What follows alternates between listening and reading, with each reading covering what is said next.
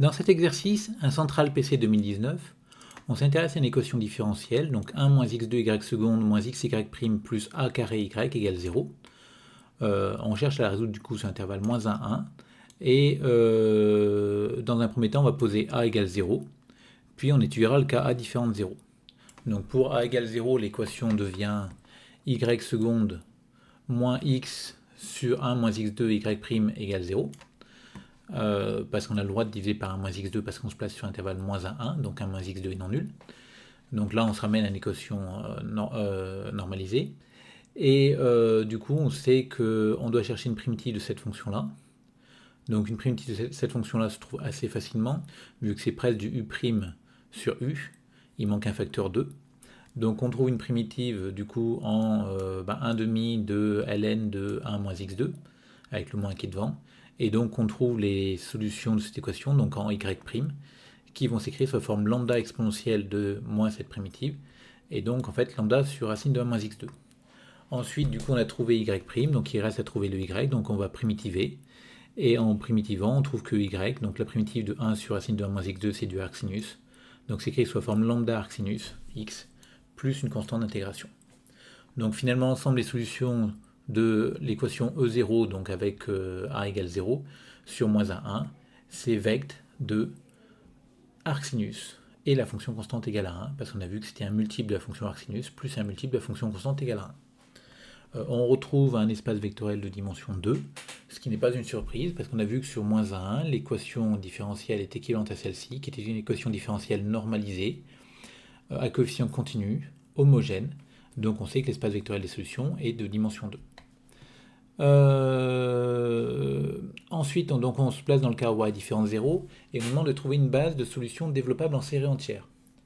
Donc une base de solution, ça sous-entend que on va avoir un espace vectoriel de solution, ce qui est normal, parce qu'ici encore une fois on peut normaliser l'équation différentielle en divisant par 1 moins x2, pour se ramener à une équation normalisée, homogène, à coefficient continu, et donc on sait que l'ensemble des solutions est un espace vectoriel de dimension 2. Ce qui est moins habituel, entre guillemets, c'est qu'il y ait une base de solutions développables en série entière, ce qui sous-entendra derrière que toutes les solutions de cette équation seront développables en série entière, donc ce n'est pas toujours le cas, loin de là. Donc pour ça, on va raisonner par analyse synthèse, on va chercher d'abord les solutions développables en série entière de cette équation, donc que je vais appeler EA dans la suite. Donc supposons qu'il existe une solution de EA qui s'écrit sous la forme d'une série entière, donc développable en série entière, sur moins RR. Du coup, s'il existe une solution développable en série entière sur moins RR, cette solution-là est classée infinie sur moins RR. On peut calculer la dérivée seconde, on dérive en terme à terme. Et du coup, pour tout x dans moins RR, quand on regarde cette quantité-là, donc la quantité qui est à gauche de l'équation, appliquée en G, on obtient ce truc-là. Donc comment est-ce qu'on a fait? C'est qu'on a développé g seconde de x, on a multiplié par 1, puis par moins x carré. On a rentré tous les x qui vont se trouver devant les sommes à l'intérieur des sommes. Donc ce qui me donne mon xn pour x carré g seconde, ce qui me donne le xn pour x et g' de x. Et ensuite, l'étape suivante consiste à changer d'indice dans les sommes pour se ramener à du xn de partout. Donc vous remarquerez qu'ici, à ce moment-là, il y a du xn de partout. L'étape suivante, donc là j'ai fait 2 étapes en une, consiste à se dire que maintenant on va faire en sorte de faire commencer toutes nos sommes au même indice. Donc là j'ai choisi 0, mais j'aurais pu choisir 1, j'aurais pu choisir 2. Et pour faire commencer toutes nos sommes aux mêmes indices, on va ajouter ou enlever des termes éventuellement. Donc cette somme-là ici, quand je change d'indice, elle était directement à 0, donc j'ai rien à faire. Celle-ci était directement à 0, j'ai rien à faire. Celle-ci est commencée à n égale 2, donc il faut que je sorte de ma j'ai ajouté dans ma somme le terme n égale 1 et n égale 0, il faut que je les enlève à côté, mais comme il y a un moins, en fait je les ai enlevés en les ajoutant dans la somme, et donc je les ajoute à côté, mais ça fait de toute façon 0. Là pareil, il y a un moins, donc j'ai ajouté le terme n égale 0 dans la somme, mais avec le moins finalement je l'ai enlevé, donc je l'ajoute, et pour n égale 0, ça fait 0. Donc maintenant que toutes nos sommes sont indexées de la même manière de n égale 0 à plus l'infini, et sont toutes en fonction de xn, je peux les regrouper en comptant combien il y a de xn. Donc je regroupe tout. Et en plus, donc j'ai fait une deuxième étape en même temps, je vais regrouper dans le quotient qui est devant les AN ensemble, les AN plus 1 ensemble, les AN plus 2 ensemble, enfin tous les termes de même indice dans la suite AN ensemble, et compter combien il y en a. Donc on obtient ça. Donc, on a supposé que G était solution de E1. Donc ça veut dire que cette quantité-là est nulle, c'est-à-dire que celle-ci est nulle, pour tout x dans moins RR. Et 0 qui est là, je vais le voir comme une fonction, ou plutôt comme un développement en série entière. Donc 0 est son propre développement en série entière. Donc 0, c'est la somme des 0xn. Ce développement en série entière est valable sur R tout entier. Et donc, en plaçant sur le plus petit des disques de convergence, donc sur le disque moins RR, je vais obtenir une égalité entre deux séries entières. Et on sait que par unicité du développement en série entière, ces deux séries entières sont les mêmes, c'est-à-dire que tous les quotients sont égaux. Donc on obtient que cette quantité-là est nulle pour tout n dans n. Et quand je mets an tout seul du même côté, an plus 2, j'obtiens que n plus 2 s'écrit sous cette forme-là en fonction de n. Alors ensuite, je vais faire une récurrence, donc là c'est une faute de frappe. Et par récurrence, on va obtenir que a2n c'est le produit des 2i au carré moins a au carré sur 2n factoriel à 0.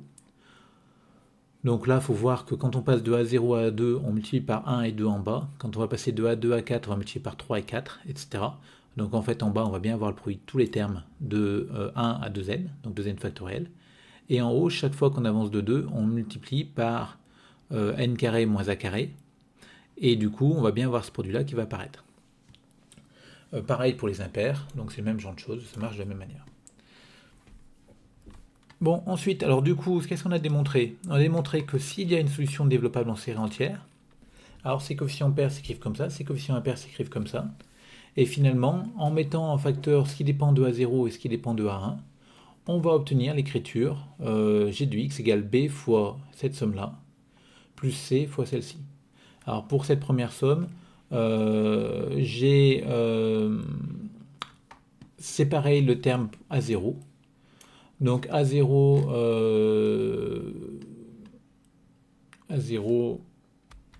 donc A0 en fait, je l'ai remplacé par le B. A1 je l'ai remplacé par C, donc vous voyez que ces constantes là on peut les choisir comme on veut, A0 et A1 on n'a pas de condition. Et pour n égale 0, cette formule là n'est pas valable, mais on tombe bien sûr sur A0 égale A0, donc ici quand on va factoriser par 0 ça va faire apparaître un 1. Pareil ici pour le A1, pour n égale 0 cette formule n'est pas valable, donc je l'ai sorti le terme n égale 0, et en fait j'obtiens le A1x, et quand je factorise par c qui vaut A1, j'obtiens un x qui va être tout seul devant. Donc maintenant reste à faire la synthèse. Donc je vais supposer que ma série entière s'écrit, ma fonction s'écrit sous cette forme-là. Et j'ai raisonné par équivalence. Dès que j'arriverai à démontrer qu'elle a un rayon de convergence supérieur à 0 strictement, tous les calculs que j'ai fait là seront valables. Et du coup, je vais obtenir que ma fonction g sera bien solution de l'équation. Donc il me reste à démontrer que cette écriture-là a bien un rayon de convergence strictement positif. Alors on va le voir comme une somme de deux séries entières, donc celle-ci et celle-là. Et on sait que le rayon de convergence d'une somme, c'est supérieur ou égal au minimum des deux rayons de convergence. Donc la première, on regarde, il y a deux possibilités. Si A s'écrit sous la forme 2K, donc ça veut dire si A est un entier pair. Alors quand on va regarder deux fois la valeur absolue de K, parce que K peut très bien être négatif ici, moins A carré, ça va faire 0. Donc ça veut dire que dans ce produit-là, à partir du moment où n-1 va être supérieur ou égal à la valeur absolue de K, il va y avoir un 0 dans ce produit, et donc ça va être nul. Donc pour tout n plus grand que k plus 1, c'est ce qu'on dit ici, ce produit-là, je vais isoler le terme pour i égale valeur absolue de k, et laisser les autres dans le produit.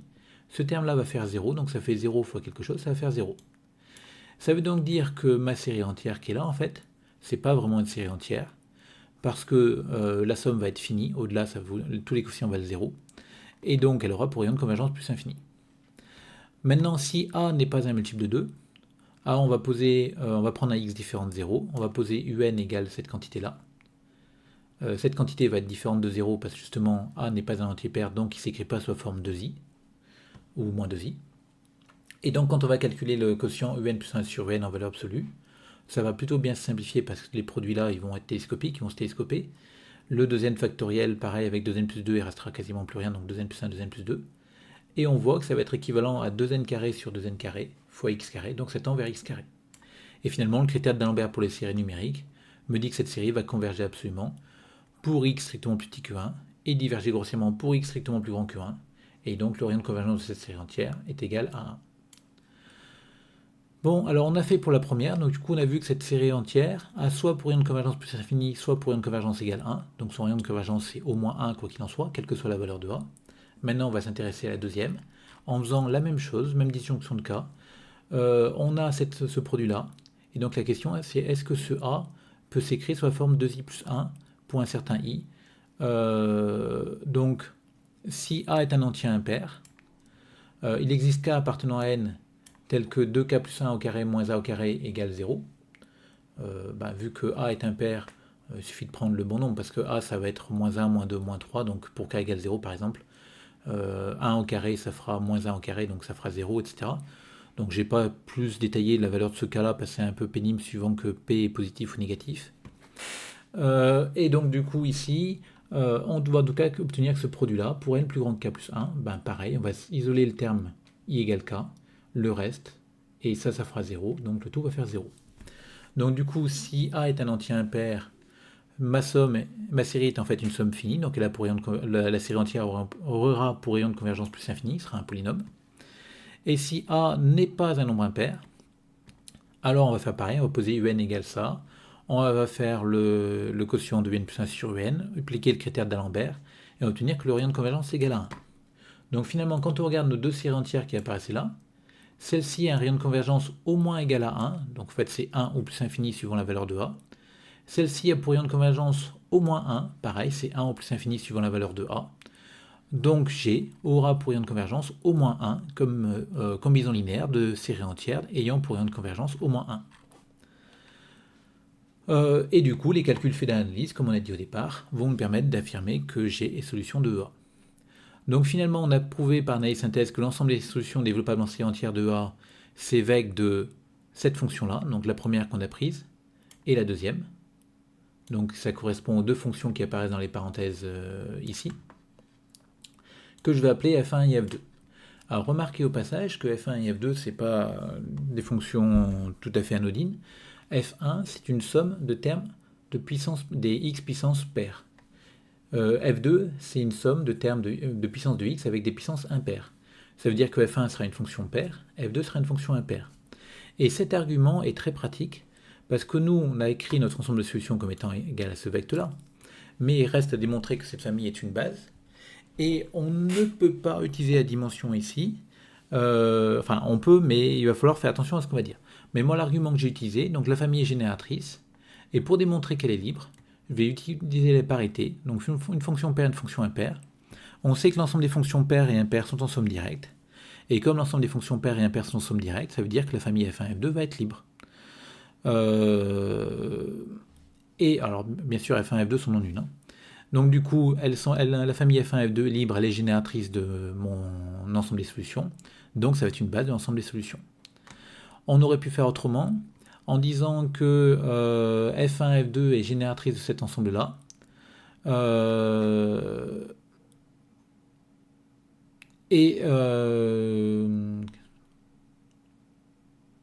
Non, je dis une bêtise, autant pour moi. Bon, en tout cas ici, on a fini par trouver une base de l'ensemble des solutions. Donc on demande à quelle solution l'équation admet-elle une solution polynomiale. Donc pour qu'elle admette une solution polynomiale, il y a deux possibilités. Soit f1 est polynomial, et dans ce cas-là, il faudra que le multiple que je vais mettre devant f2 soit nul. Soit f2 est polynomial, et dans ce cas-là, il faudra que le multiple que je vais mettre devant f1 soit nul.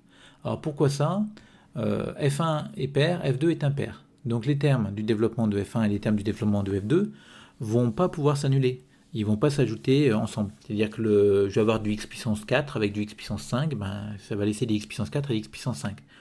Donc si on veut que ce soit polynomial, il faut que f1 et f2 soient polynomiales, ou que b, et c soient nuls, ou etc. Mais il faut s'arranger pour que ce terme-là soit polynomial, donc soit b est nul, soit f1 est polynomial. Ce terme-là soit polynomial, donc c est nul, ou f2 est polynomial. Et donc on obtient deux possibilités, b égale 0, Donc ça veut dire que ce sera polynomial. Et f2 polynomial. Donc pour que f2 soit polynomial, on a vu qu'il fallait que a soit dans cet ensemble-là. Où c égale 0. Donc cette valeur-là est nulle. Donc celle-ci sera polynomiale. Et f1 polynomial, c'est-à-dire a appartient à 2z. J'ai oublié ici le cas où b et c sont nuls, c'est-à-dire la fonction nulle, qui bien sûr est polynomiale. Bon, dernière question maintenant. Le cas A égale 2 et le cas A égale 2, donc trouver les solutions polynomiales dans le cas A égale 2. Donc A égale 2, on sait que f1 va être polynomial et f2 ne le sera pas. Donc pour avoir une solution polynomiale, il faut prendre automatiquement c égale 0 et on peut prendre le b qu'on veut devant. Et donc du coup, ça va être en fait vect de f1 et on va regarder que vaut f1 dans ce cas-là. Comme a égale 2, pour i égale 1, ce terme-là va faire 0. Et donc dès que n va être plus grand que 2, je vais pouvoir isoler le terme i égale 1 devant, donc ça va faire 0. Donc il me reste finalement dans mon développement en série entière le terme pour n égale 0 et pour n égale 1. Donc ma fonction f1 va s'écrire sous cette forme-là. Et donc j'ai trouvé 1 moins x2. Et du coup l'ensemble des fonctions solutions polynomiales dans ce cas sera vect de 1 moins x2.